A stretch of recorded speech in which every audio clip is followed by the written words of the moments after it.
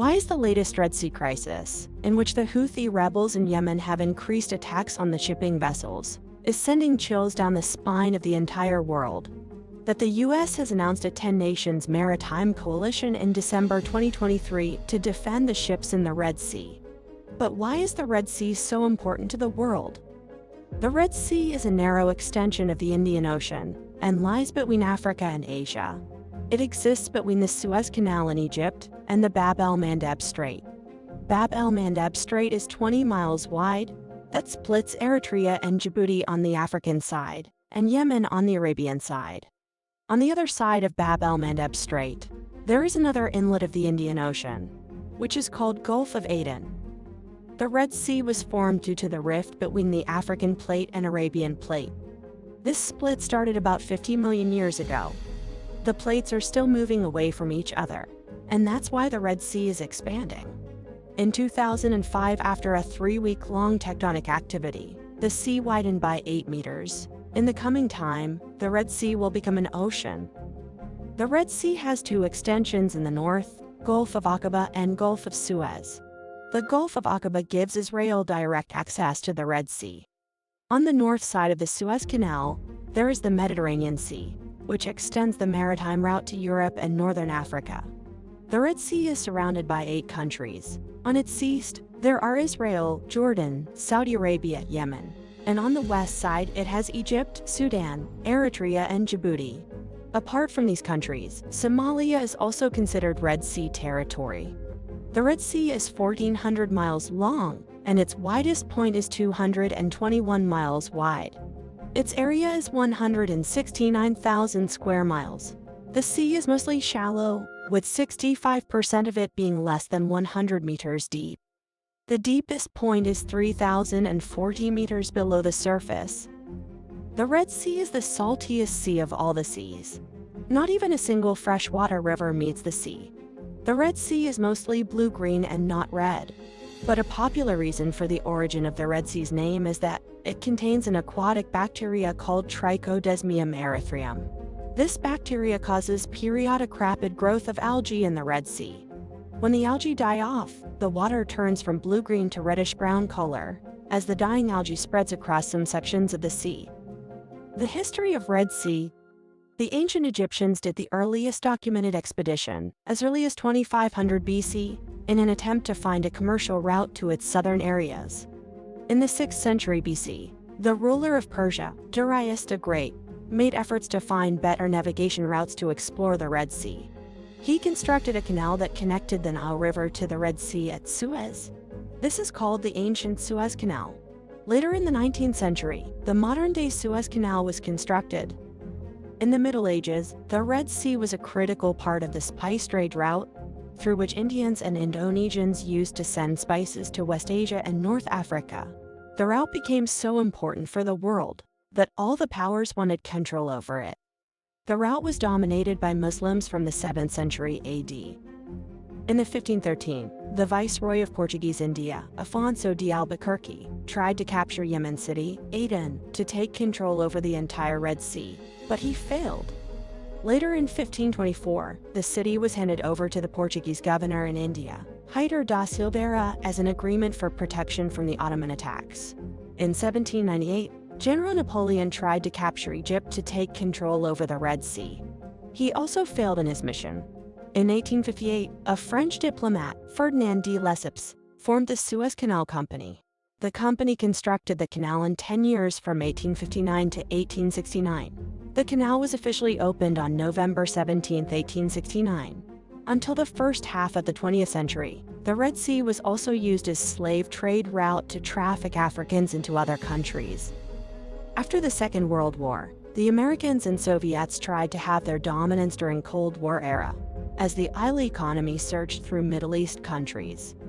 The Suez Canal was closed for 8 years, from 1967 to 1975 after the famous Six-Day War between Israel and Arab states, Egypt, Syria, and Jordan in 1967.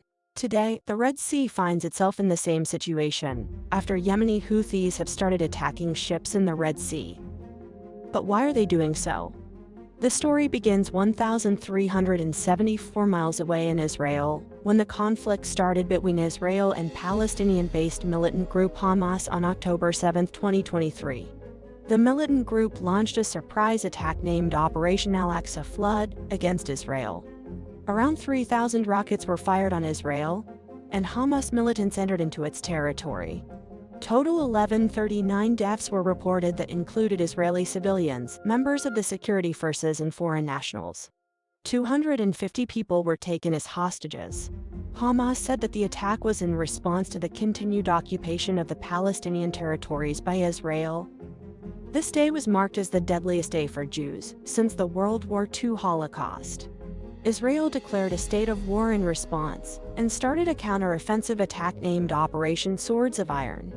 It dropped thousands of bombs and destroyed over 70% of Gaza. Over 25,000 Palestinians have been killed. Houthis, a militant group in Yemen, expressed solidarity and support for the Palestinians and threatened to attack Israel. As Israel was over 1,000 miles away, the direct attack was not easy. The Houthis decided to hit where it hurt the most: the Red Sea. The Houthis started targeting ships which have any type of connection to Israel, owned by Israeli, operated by Israeli, heading to Israeli ports, or have Israel crew. But one single ship can have connections to many countries.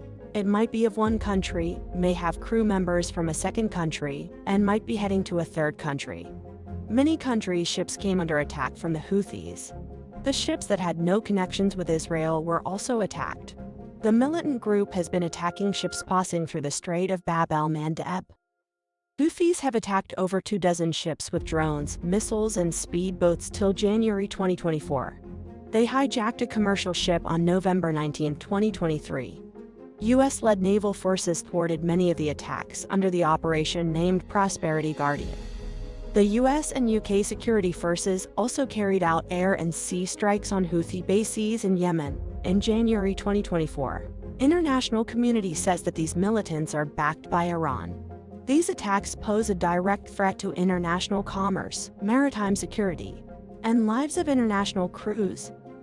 In spite of patrols by the major maritime fleets in the Red Sea, the ships are still being attacked. Global supply chains are facing disruption.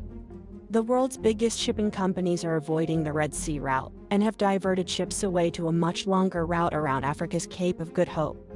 This alternate shipping route is around 3,500 nautical miles longer than the Red Sea route, takes at least 10 days more to travel between Europe and Asia, and also costs shipping companies millions of dollars extra. Shipping traffic in Red Sea is down over 30% just within a month of Houthi attacks. The Suez Canal is the quickest sea route connecting Asia and Europe, and is one of the world's most important sea routes due to maritime activities. About 9 million barrels of oil per day were shipped through it. In the first half of 2023, 19,000 ships passed through Suez Canal every year. Around 15% of global trade and 30% of global consumer goods in containers pass through the Red Sea. That's several $1 trillion worth of goods. About 8% of global LNG and 12% of global crude oil shipments also pass through this route. Delays are happening in delivering the products to the customers due to a much longer route. The retailers like IKEA and Next have already cautioned about that. Production at Tesla's Seoul electric car factory in Europe has also been halted. As the longer route will cause higher expenses, businesses may choose to pass on the additional costs to the customers. Increase in the oil prices will result in inflation. Continuous inflation can cause unrest in the countries. If it's not stopped soon, not only the global economy, but the world peace is also in danger. This crisis has caused geopolitical tensions. Iran, Syria, Iraq, Pakistan, US, Western countries are directly or indirectly involved in the military conflicts. The tensions can quickly escalate, and even has the potential to trigger World War III. That's the reason why the Red Sea crisis is so alarming. That is the Red Sea for you. If you liked the video, please give it a thumbs up and subscribe to the channel.